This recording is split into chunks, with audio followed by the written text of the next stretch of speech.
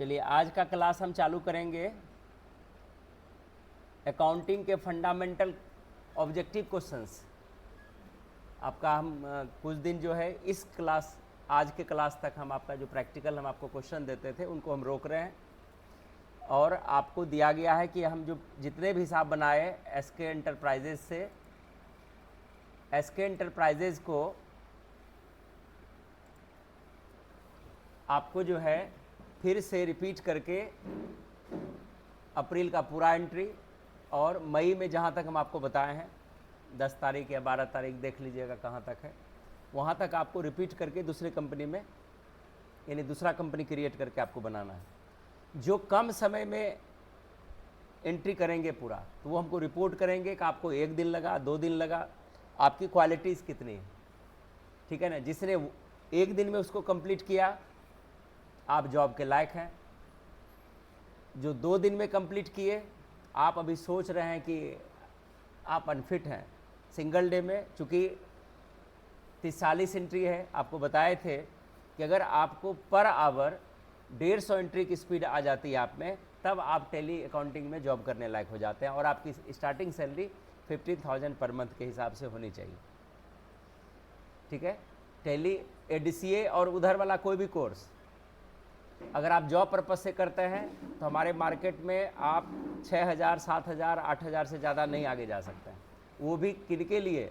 जिनको अच्छी तरह से MS वर्ड पर कमांड हो, एक्सेल पर कमांड हो, इंटरनेट पर कमांड हो, ऑफिस प्रिंटिंग मटेरियल्स पर कमांड हो, डॉक्यूमेंटेशन पर कमांड हो, तब 6 से 7,000। लेकिन जैसे टेली आप में ऐड होता है सीधा डबल 15,000, लेकिन वो स्पीड वही होनी चाहिए। क्योंकि जो भी हम आपको एंट्री दिए करने वो सारा एंट्री बताया हुआ है। ऐसा नहीं कि आपके लिए नया एंट्री है। कंपनी क्रिएट करने सीखे, लेजर बनाने सीखे, आइटम क्रिएट करने सीखे, स्टॉक मेंटेनेंस सीखे, डे बुक देखना सीखे, बैलेंस शीट कैसे देखेंगे सीखे, ट्रायल बैलेंस कैसे निकालते हैं, करेक्शन करने सीखे। फिर भी आपको 40 एंट्री में 2 दिन 3 दिन लग रहा है तो ये ठीक नहीं है, ठीक है। तो उसको घटाइए। तो उस एवज में हम आपको यहाँ पर कुछ प्रश्न दे रहे हैं, उसको आपको हल करना है। यहाँ पर आपके पास 50 क्वेश्चन है। आप एक एक क्वेश्चन को पढ़ते जाइए। यहाँ पर लिखा हुआ accounting is generally called as, क्या आंसर होना चाहिए इसका? लैंग्वेज ऑफ बिजनेस है, लैंग्वेज ऑफ इकोनॉमिक्स है, लैंग्वेज ऑफ कॉमर्स है, लैंग्वेज ऑफ मैनेजमेंट है। क्या इसका आंसर आएगा? पहला में लैंग्वेज ऑफ बिजनेस। आप वहाँ पर अगर मन में जो सोचे हैं गलत सही अभी करते जाइएगा, ठीक है। ऐसा नहीं कि हम पहले से हम यही सोचे, तो ऐसा नहीं सोचना है। आप पहले वो पुट कर दीजिएगा तब आगे बढ़िएगा, नहीं तो डबल मेहनत लगेगा हमको। आगे है the man objective of accounting is, क्या अर्थ हुआ? अकाउंटिंग का जो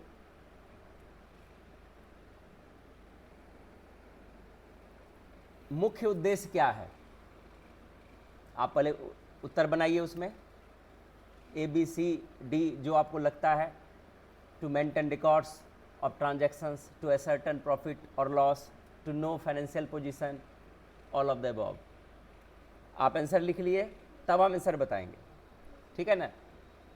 यदि आपने A लिखा गलत था, B लिखा गलत था, C लिखा गलत था, D लिखा सही है। क्योंकि ऑब्जेक्टिव अकाउंट्स में क्या होता है कि हम to maintain records of transaction भी उनका लक्ष्य होता है, to a certain profit and loss, to know financial position, मतलब सब कुछ जितना ऊपर में लिखा हुआ सारा उद्देश्य है अकाउंटिंग का। चलिए तीसरा का आंसर आप लोग पुट कीजिए। विच of the following is not the branch of accounting, इनमें से अकाउंटिंग का कौन सा ऑप्शन नहीं है? Financial accounting, cost accounting, management accounting, auditing, जो अकाउंटिंग का भाग नहीं है। तो आंसर आपने पुट कर लिया होगा। ABCD आपको चुनना लिखना है और गलत हुआ तो क्रॉस कर देना है। आपको अपने से मार्किंग करना है, यहाँ पर आपको ऑनेस्टी रखनी है, ठीक है। क्योंकि हम अगर एक बार दे देंगे फिर वेट करेंगे, फिर से हमको बोलना पड़ेगा। इसलिए आप अभी से ही ABC करते जाइए। नहीं है इसमें कौन लेखांकन की शाखा नहीं है? क्या आंसर देंगे? फाइनेंशियल अकाउंटिंग अकाउंटिंग की शाखा है, कॉस्ट अकाउंटिंग अकाउंटिंग की शाखा है, मैनेजमेंट अकाउंटिंग अकाउंटिंग की शाखा है, ऑडिटिंग अकाउंटिंग की शाखा नहीं है, क्योंकि ऑडिटिंग जो है कोई स्पेशल पर्सन करते हैं, जो अकाउंट से उसको कोई मतलब नहीं है, ठीक है ना। चलिए, double entry system was introduced by, double entry system जो हम लोग यूज कर रहे हैं किसके द्वारा? ये पढ़ाए भी थे, लूका Pacioli, Robert oven, William pickles, Adam Smith. Answer आप पहले लगाइए। लग गया? चलिए, इसका आंसर होगा लूका पेसियोली। पेसियोली सिस्टम भी डबल एंट्री सिस्टम को बोला जाता है। आप गलत करते जाइए। आज आपको जीके जीएस मोड में हम पढ़ा रहे हैं कि जीके जीएस पढ़ना कैसे है, ठीक है। चलिए आगे चलते हैं। विच of the following is a nominal account? इसमें से कौन सा नॉमिनल अकाउंट है? Cash, capital, rent, building. Answer मारिए, और ये बिल्कुल सरल है। चलिए, नॉमिनल अकाउंट के लिए एक बार हम बैक चलते हैं। अकाउंटिंग के कितने रूप बताए हैं? हम तो वैसे 2 बताए थे, पर्सनल और इम्पर्सनल। पर्सनल के 3 भेद बताए थे, रियल के 2 भेद बताए थे, नॉमिनल ये हम बताएं। लेकिन वो सब जो है डिस्क्रिप्टिव के लिए सही है, लेकिन शॉर्ट मेथड में पर्सनल, रियल और नॉमिनल। पर्सनल अकाउंटिंग में क्या बताए थे? उसका क्या फार्मूला था? Debit the receiver, credit the giver. Real में क्या फार्मूला था? Credit what comes in, debit what comes in, credit what goes out. और नॉमिनल में debit all expenses and losses, credit all incomes and gains. Clear हुआ? अब यहां से दिया गया है कि नॉमिनल अकाउंट में कौन कौन से जितने भी खर्चे हैं, जितने भी लॉस है, जितने भी बेनिफिट है, वो सारे किस में आएंगे? नॉमिनल में। तब समझ लिए कौन सा है। कैश, कैपिटल, रेंट जो है ये हमारे एक्सपेंसेस और लॉसेस से रिलेटेड है, ठीक है ना, या बेनिफिट से भी रिलेटेड है। बिल्डिंग नहीं, ये फिक्स्ड है। कैपिटल और कैश रियल है। चलिए, कौन सा आंसर होगा? सी नंबर, रेंट। रेंट जो आपका आएगा ये। चलिए, the rule of real accounting is, ये तो हल्का है, अभी तुरंत रिपीट किए। Debit what comes in, credit what goes out, debit the receiver, credit the giver, debit all expenses, credit all incomes. कौन सा आंसर आएगा?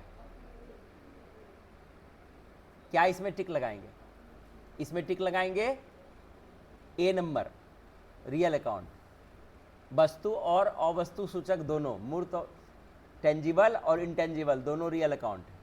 ये आपके लिए ये चैप्टर बहुत ही महत्वपूर्ण है रिवीजन पर्पज से। आपका ऑब्जेक्टिव क्वेश्चन भी हो रहा है, और इसी के आधार पर दूसरा बार हम हिंट नहीं देंगे, दूसरा बार आपको सीधा डन करना है, ठीक है। चलिए, क्या नंबर में आएंगे? Prepaid expenses are shown in balance sheet as liabilities, asset, expense, income. Prepaid expenses, तो इसके लिए क्या यूज करेंगे? क्या नंबर है? ये 7 नंबर है। अग्रिम भुगतान व्यय को बैलेंस शीट में किस रूप में दिखाया जाता है? लायबिलिटीज के रूप में दिखाया जाता है। प्रीपेड एक्सपेंस मतलब खर्च है, आपको खर्च लगेगा, प्रीपेड है ना। अब दिमाग लगा लीजिए, किस रूप में दिखाया जाए? लायबिलिटीज के रूप में, मतलब आपको ये देना होता है, ये आपकी संपत्ति है, खर्चा है, इनकम है, किस में आप इसको दिखाएंगे?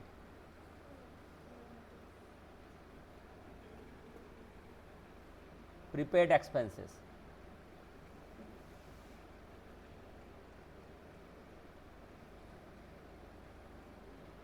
प्रीपेड एक्सपेंसेस को यहां पर एसेट के रूप में दिखाया गया है, ठीक है। तो इसको एक बार जो है हम एक बार और कंफर्म होकर के हम आपको बता रहे हैं। यहाँ पर प्रीपेड एक्सपेंसेस क्या है? प्रीपेड एक्सपेंसेस को समझिए कि आप किसी चीज़ के लिए भुगतान कर दिए, लेकिन वो सेवा आपको नहीं मिला, ये इसको, ठीक है ना, वो सेवा आपको भविष्य में मिलेगा, ठीक है ना, ये है ये। तो जो सेवा मिलेगा, पैसा आप जमा कर दिए, तो वो पैसा जो है प्रीपेड है, वो आपके लिए क्या है, वो आपके लिए संपत्ति है, ठीक है ना। तो यहाँ पर हमको आंसर मिला कि पूर्व भुगतान किए गए व्यय एक प्रकार की संपत्ति है, या इसको संपत्ति माने।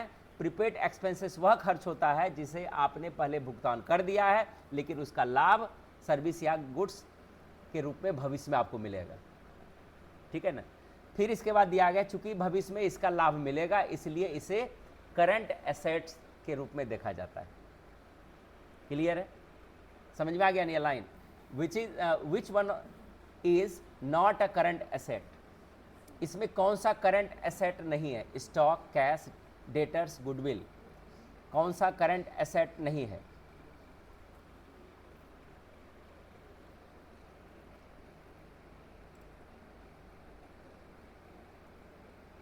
बताइए, इसमें जो है गुडविल जो है करंट एसेट नहीं है, ठीक है। आगे चलते हैं, विच of the following statement is correct, ये फार्मूला हम लिखाए थे, याद कीजिए, ठीक है ना। तो कौन सा इसमें जो है सही है, assets equal to liability plus capital, मतलब जो दायित्व है प्लस आपकी जो टोटल संपत्ति है, वो मिला करके सारी संपत्ति है, सही है गलत है, सही है।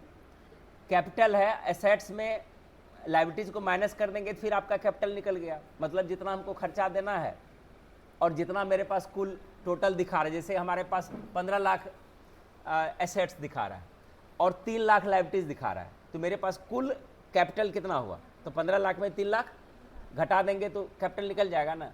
इसके बाद लायबिलिटीज कैसे निकालेंगे, एसेट्स माइनस कैपिटल, जो जितना टोटल है उसमें कैपिटल को घटा दें, निकल जाएगा। तो इसका मतलब है कि all of the above is correct, सारे उत्तर इसमें डी नंबर सही होगा। चलिए, trial balance is prepared to, trial balance हम किस लिए बनाते हैं, find out net profit, find out financial position, check arithmetical accuracy, record transactions, किसके लिए इसको हम करते हैं,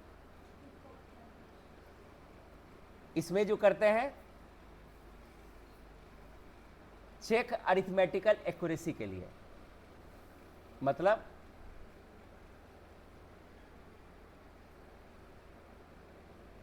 आपने जो एंट्री किया वो एक्यूरेट है या नहीं, उसके करेक्शन के लिए एक तरह से अंक गणितीय गणना वहां पर हुआ, अंक गणितीय शुद्धता के लिए आपने इसको किया, कंप्लीट किया, तो क्या हो जाएगा आंसर,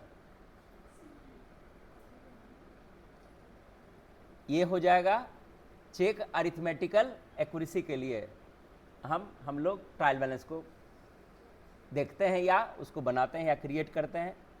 टैली में तो ऑटोमेटिक क्रिएट हो जाती है। चलिए, book keeping manually deals with, book keeping रद्दी भाई, recording of transaction, classifying of transaction, summarising of transaction, analysing of transaction, किसके लिए यूज की जाती है बुक कीपिंग रद्दी भाई? रद्दी बही में हम क्लासीफाई करते हैं, बहुत अच्छा से लिखते हैं रद्दी बही में नहीं। क्लासीफाई ट्रांजैक्शन करते हैं नहीं, ठीक है। समराइजिंग करते हैं नहीं, एनालाइजिंग नहीं करते, क्या करते हैं, रिकॉर्डिंग ऑफ ट्रांजैक्शन, मतलब जो भी ट्रांजैक्शन होता है उसको शॉर्ट मेथड से हम बुक कीपिंग में लिख लेते हैं, वो छोटी सी पुर्जी जो होती है। आगे क्लियर हुआ?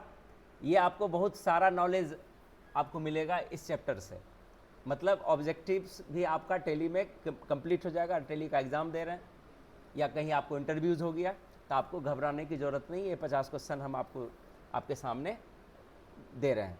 The proprietors claim against the asset is called, इसका क्या अर्थ हुआ, संपत्ति का मालिक का दावा क्या कहलाता है,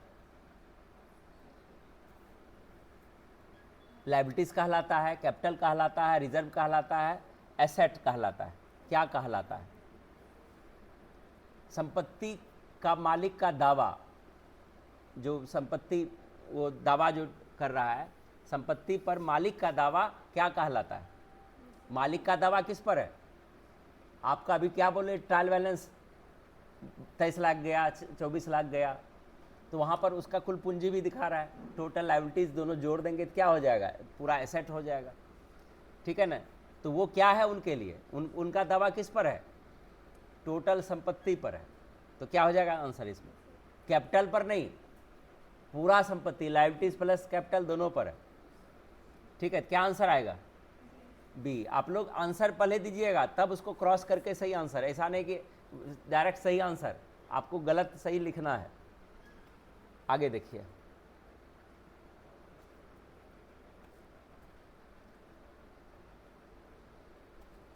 आगे है outstanding expenses are shown in balance sheet as, मतलब बाकी बकाया जो खर्च दिखाता है ना, मैंने बकाया बैलेंस शीट के किस रूप में दिखाया जाता है?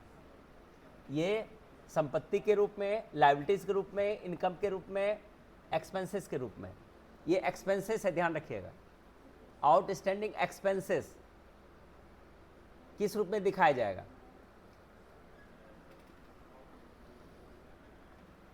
मतलब ये खर्च, आउटस्टैंडिंग मतलब एक्सपेंसेस क्या है? जो आपको देना है, मतलब पेएबल है, रिसीवेबल नहीं है। अगर यही रहता आउटस्टैंडिंग इनकम्स, तब क्या हो जाता? तब तो सीधा इनकम लिखा हुआ है। लायबिलिटी एक्सपेंसेस लिखा हुआ है तो मतलब खर्च वाला सिस्टम है। ऐसे भी आप ट्रिक्स पकड़ सकते हैं। तो क्या होगा आंसर, क्या आएगा? एक्सपेंस खर्च है, लेकिन वो क्षेत्र क्या है उसका? वो आपको दायित्व मतलब देना है। खर्च हो गया नहीं, होगा, आपको देना है किसी को, होगा, हुआ नहीं है। जैसे पिछली क्लास में आपने देखा कि उन्होंने सारा जितना हिसाब था सारा क्लोज कर दिया, लेकिन आउटस्टैंडिंग में वो सामान बेचा ही नहीं और सबको रिटर्न भी कर दिया और सबको शो करके दिखा भी दिया कि मेरा काम खत्म हो गया। जबकि हम आउटस्टैंडिंग दिखाए थे तो सेल उसका मौकी था, सेल क्या ही नहीं था, 6-7 लाख का अंतर था उसमें, ठीक है ना। अगर आपको किसी से उधार लिए तो माल आपको देना है, आपने दिया नहीं ना है, दे देंगे तब एक्सपेंसेस भी चला जाएगा। टेलीफोन बिल आपके पास 400 रुपया आपको भरना है एक्सचेंज में जाकर के, 400 रुपया बिल आ गया, जैसे बिजली बिल आता है, कल आया तो आप क्या करते हैं, 2 दिन 3 दिन में बिल को पे करते हैं, ठीक है ना। तो जब तक नहीं दिए तब तक वो क्या है, लायबिलिटीज़ है। नहीं होता मेरे ऊपर बहुत लायबिलिटीज़ है, इसको पैसा देना है, इसको देना है, इसका मौकी है, तो इसको क्या बोलते हैं, लायबिलिटीज़। क्या आंसर आएगा? उसको आउटस्टैंडिंग भी बोलते हैं, ठीक है। आगे देखिए, goods withdrawn by the owner for personal use is called, क्या कहलाएगा?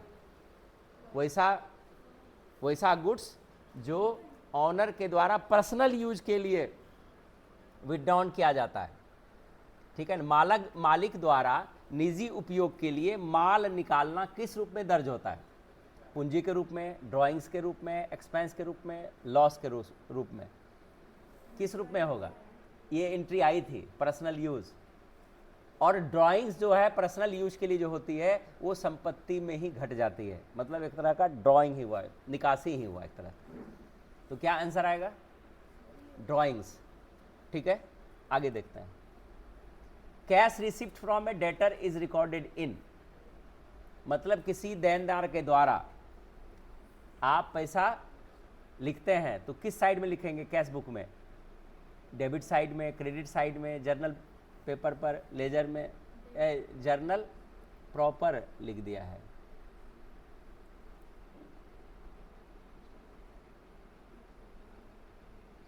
ये 15 नंबर ना है,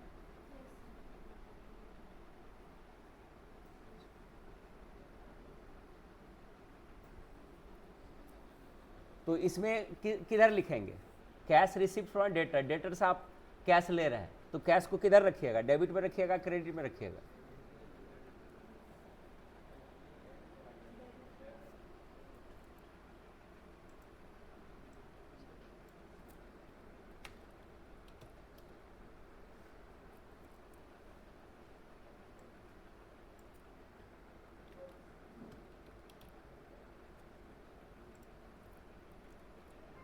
चलिए बताइए, किसी के पास पैसा बाकी है, वो पैसा दे रहा है, तो कैश को किधर रखिएगा? कैश आपको दिया, किस में जाएगा?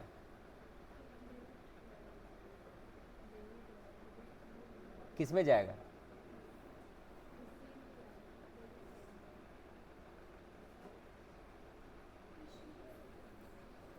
बताइए जल्दी। किसी देनदार से नगद प्राप्त होने पर उसको हम दर्ज करते हैं, वह कैश बुक में किधर लिखते हैं? नगद खाता मतलब यानी कैश बुक में डेबिट साइड में लिखा जाएगा या क्रेडिट साइड में लिखा जाएगा? आपके अकाउंट में जब पैसा आता है तो डेबिटेड लिखा आता है, क्रेडिटेड लिखा आता है? क्रेडिटेड लिखा जाता है। देने वाला डीआर है, चूंकि उधार है तो उसका नाम आएगा। पहले मोहन दे रहा है तो मोहन डीआर, नीचे क्रेडिट में जाता है, तो क्या हो जाएगा इसमें? किस में जाएगा? इसको क्रेडिट साइड में लिखेंगे, ठीक है। Purchase of furniture recorded in किस में यूज करेंगे? Purchase book, journal paper, sales book या कैश बुक, किस में लिखेंगे? परचेज ऑफ फर्नीचर ये बेचने के लिए नहीं है, ऑफिस यूज के लिए है, ठीक है। तो परचेज किस में जाएगा? परचेज बुक में नहीं जाएगा, सेल्स में भी नहीं जाएगा, बेचेंगे नहीं, कैश बुक में नहीं जाएगा। क्या बचा?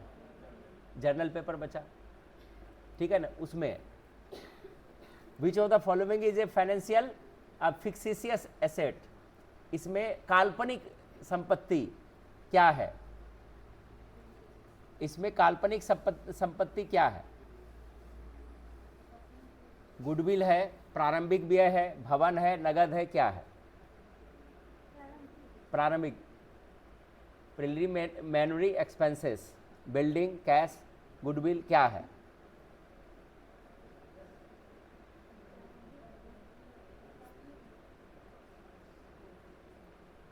काल्पनिक संपत्ति,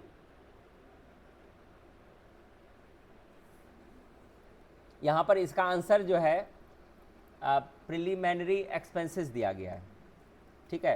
तो इसके बारे में हम थोड़ा सा और जानकारी दे रहे हैं, इसको थोड़ा सा ध्यानपूर्वक सोचिए। प्रिलिमिनरी एक्सपेंसेस को प्रारंभिक खर्च बोला जाता है। यह वह खर्च होता है जो किसी कंपनी की स्थापना या इनकॉर्पोरेशन के समय किए जाते हैं। इसे अस्थायी खर्च, intangible asset, referred revenue expenditure भी माना जाता है। अब इसमें दिया गया है कंपनी के पंजीकरण, कंपनी बनाने या शेयर जारी करने से पहले जो खर्च किए जाते हैं उन्हें प्रिलिमिनरी एक्सपेंसेस बोला जाता है। उदाहरण, company registration fees, professional fees जिसमें एडवोकेट, ऑडिटर, कंसल्टेंट इत्यादि को हम देते हैं, उसको प्रिलिमिनरी एक्सपेंसेस बोला जाता है। जब कोई कंपनी क्रिएट किए तो कंपनी जो जिसमें डायरेक्ट तो ऐसे नहीं बन जाती है, खर्च तो आपका उसमें भी होगा, जो भी कार्य कीजिए, तो उसमें इसको जो है बैलेंस शीट में ट्रीटमेंट करने के लिए एसेट की तरह प्रारंभ में दिखाया जाता है। एक तरह का संपत्ति है वो भी। आपने देखे होंगे कि हम इलेक्ट्रिकल फिटिंग करवाए तो इलेक्ट्रिकल फिटिंग्स भी एसेट में ही दिखाया जाता है। आप देखे होंगे इलेक्ट्रिकल फिटिंग्स खर्च पर जो दिखाया जाता है, ठीक है ना। तो यहाँ पर जो है, लेकिन यह करंट एसेट नहीं होता है, ये इंटेंजिबल एसेट है। आगे है, इसे धीरे धीरे प्रॉफिट एंड लॉस में राइट ऑफ किया जाता है। जर्नल एंट्री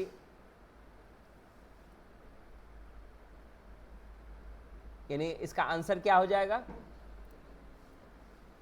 17 नंबर का जो आंसर है preliminary expenses, which of the following is A fictitious asset, काल्पनिक, ठीक है ना। तो ये भी जो है एक तरह का प्रारंभिक खर्च है, तो ये यही आएगा। आगे है, goodwill is a dash, tangible asset है, इंटेंजिबल एसेट है और करंट एसेट है। गुडविल क्या है? गुडविल क्या है?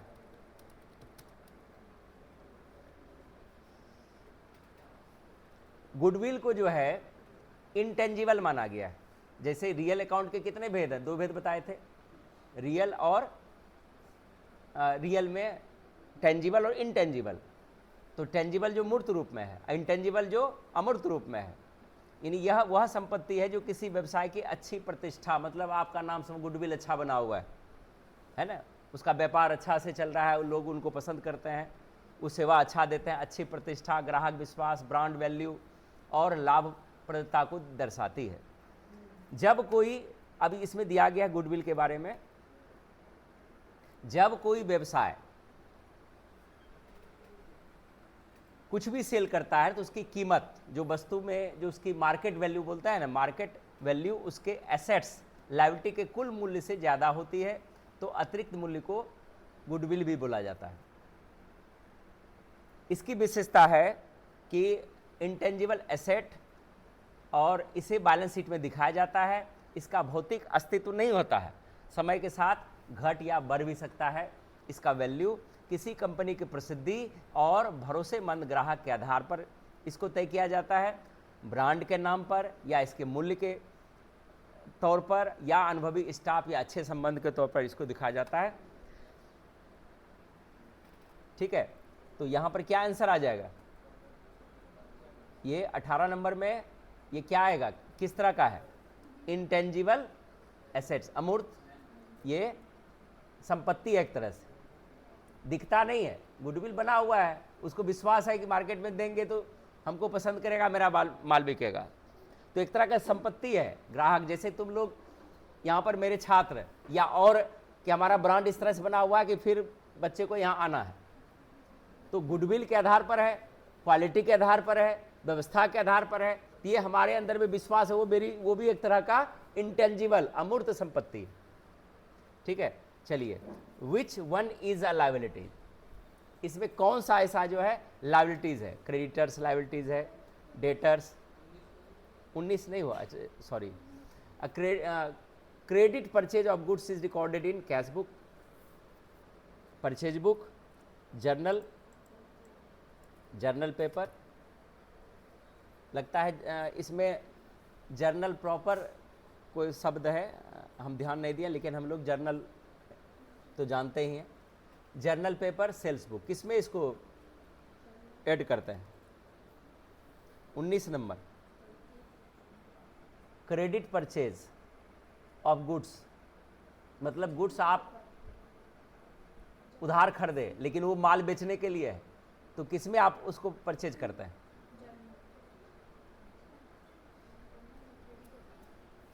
है ना, कैश बुक में नहीं करते हैं, जर्नल पेपर में नहीं करते हैं, और सेल्स तो में नहीं करते हैं, क्योंकि वहाँ गुड्स परचेज वाला सिस्टम है। क्या बचा? परचेज में उधार किसी से माल लिए हैं तो हम किस में उसको एंट्री किए हैं? हम कंप्यूटर का कीबोर्ड खरीदे, माउस खरीदे, हार्ड डिस्क खरीदे, है ना, किस में उसको डाले थे? कौन सा कमांड इस्तेमाल किए थे? परचेज किस में किए थे? F9, तो कौन सा वाउचर है वो? परचेज वाउचर है। चलिए, which one is a liability, इसमें लायबिलिटीज क्या है? मतलब जो आपको देना है, creditors, debtors, bill receivable, stock, तो इसमें क्या ऐसा होगा जो आप लायबिलिटीज है? क्रेडिटर मतलब सप्लायर, अगर सप्लायर है तो सप्लायर से उधार लिए हैं या कुछ किए हैं तो उसको हमको पैसा देना होता है ना, ठीक है ना, तो इसमें क्या हो जाएगा? डेटर तो आपको देगा, बिल रिसीव करेंगे तो आपको लाभ वाला होगा, तो वो लायबिलिटीज में नहीं आता है। तो लायबिलिटीज में क्या बचा? स्टॉक भी लायबिलिटीज नहीं है, वो तो आपका संपत्ति है जो आपके पास माल पड़ा हुआ है, तो क्या बचा? क्रेडिटर, जिससे हमको पैसा, जिसको हमको पैसा देना है, जिससे हम उधार माल परचेज किए हैं, ठीक है ना। हमको उम्मीद है कि 20 नंबर तक आपको, यहाँ तक 20 नंबर तक ही हमको लगता है कि आप समझने की योग्य हैं। इसको आप एक जगह नोट कर लेंगे, ठीक है ना। इसको 2 खंड में हम कर देंगे, उस दिन हम आपको जीएसटी भी बता देंगे और इसका भी 20 क्वेश्चन का आंसर आपको बता देंगे। क्लियर है? तो इसको हम यहीं तक रखेंगे। धन्यवाद, और हमको उम्मीद है कि इससे आपको बहुत ज़्यादा फायदा होगा।